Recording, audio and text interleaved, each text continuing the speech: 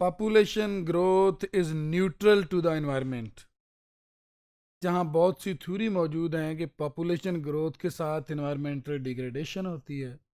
या population growth is good for the environment, वहाँ पे बहुत से ऐसे साइंटिस्ट्स हैं जिन्होंने कहा कि पॉपुलेशन ग्रोथ जो है ये न्यूट्रल है, ना इससे इन्वायरमेंट को फ़ायदा होता है ना नुकसान होता है। कुछ ऐसे सिस्टम्स, ऐसी चीज़ें डेवलप कर ली जाएँ सोसाइटी में, कुछ ऐसी रिस्पॉन्सिबिलिटी ले ली जाए, रिस्पॉन्सिबल एटीट्यूड्स अगर बिल्ट हो जाएं तो ज़्यादा अच्छी सिचुएशन हो सकती है। The population is neutral perspective has its foundation in the 19th century's work of Marx and Engels, despite the fact that had little to say about the population dynamics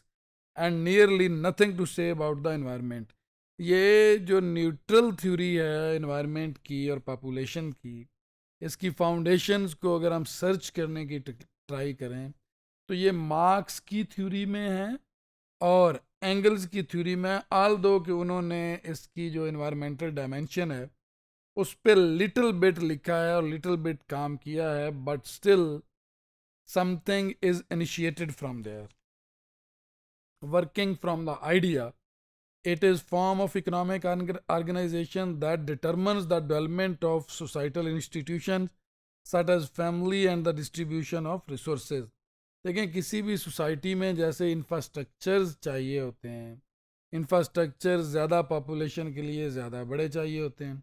और accordingly environmental issues and challenges emerge होते हैं. Karl Marx की theories से ये idea generate हुआ है, लेकिन neutral environment की जो थ्योरीज हैं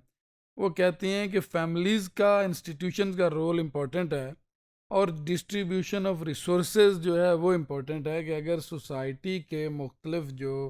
क्लासेस हैं, स्टेटस हैं, वहाँ इक्वल डिस्ट्रीब्यूशन ऑफ रिसोर्सेज हो रही है, लोगों को रिसोर्सेज मिल रहे हैं, तो शायद ये ज़्यादा इम्पोर्टेंट नहीं है कि पॉपुलेशन बढ़ रही है या पॉपुलेशन कम हो रही है. पॉलिटिकल इकानमी में पॉलिटिकल ऑर्गेनाइजेशन होती है. पॉलिटिकल ऑर्गेनाइजेशन में social economic issues related to the distribution of resources, ultimate जो डिस्ट्रीब्यूशन ऑफ रिसोर्सेज हैं, जो सोशल इश्यूज हैं, जो ऑर्गेनाइजेशनल इंस्टीट्यूशनल इश्यूज हैं और later on the allocation of resources है and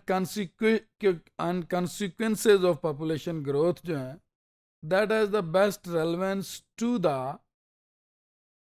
population growth, degradation of environment or the neutrality in this regard. Marks और angles ने कहा कि जो कैपिटलिज्म के कॉन्सिक्वेंसेज हैं उसमें ओवर पॉपुलेशन को डिफाइन किया गया है कि जिसमें लोगों को एम्प्लॉयमेंट अपॉर्चुनिटीज़ कम मिलती हैं और मज़दूर लोग हैं वो उनकी ज़्यादा बच्चे पैदा करने की वजह से पॉवर्टी होती है. अगर कम लोग हों, उन्हें कम रिसोर्सेज देने पड़ें, वो ज़्यादा अच्छे तरीके से वेलबींग कर सकें. तो वो कहते हैं कि ये वैसे अननेचुरल है, इस चीज़ को न्यूट्रल करने की ज़रूरत है कि बजाय इसके कि आप लोगों पे लिए कोई इस तरह की पाबंदियां लगाएं, कोई प्रिवेंटिव चीज़ें लगाएं, आप इकोनॉमिक ग्रोथ करें, इक्वल डिस्ट्रीब्यूशन ऑफ रिसोर्सेज करें और पॉवर्टी को रिड्यूस करें. ऑटोमेटिक जो है इनडायरेक्ट मैनर में एनवायरमेंटल डिग्रेडेशन जो है वो रिवर्स होगी, लोगों का एटीट्यूड रिस्पॉन्सिबल होगा क्योंकि वो ज़्यादा सेटिस्फाइड होंगे, ज़्यादा सेटिस्फाइड मैनर में वो रिस्पॉन्ड कर रहे होंगे सिचुएशंस को भी, इश्यूज़ को भी और प्रॉब्लम्स को भी. तो जो न्यूट्रल जो पॉपुलेशन और इन्वायरमेंट की थ्योरी है उसमें जो न्यूट्रलिटी का कॉन्सेप्ट है एंजल और मार्क्स की थ्योरीज में से इसकी का ओरिजिन हुआ है और इसका जो बेसिक क्रक्स है कि वो कहता है कि इक्वल डिस्ट्रीब्यूशन ऑफ रिसोर्सेज होनी चाहिए, पॉवर्टी को रिड्यूस करने की स्ट्रेटजीज होनी चाहिए बजाय इसके कि पॉपुलेशन को कम करने की और some aggressive and some negative and some कुछ ऐसे मेजर्स जो अननेचुरल हों अपनी कहने में. कोई स्टेट जो है वो ऐसी चीज़ें लीगल बाउंड्रीज बनाए तो वो चीज़ें अननेचुरल हैं. उससे बेहतर यह है कि रिसोर्सेज की इक्वल एलोकेशन हो, पॉवर्टी को कम किया जाए, लोगों को इनेबल किया जाए. ऑटोमेटिक जो है वो चीज़ें न्यूट्रल भी होंगी और इन्वायरमेंट जो है वो इफ़ेक्ट भी नहीं हो रहा होगा.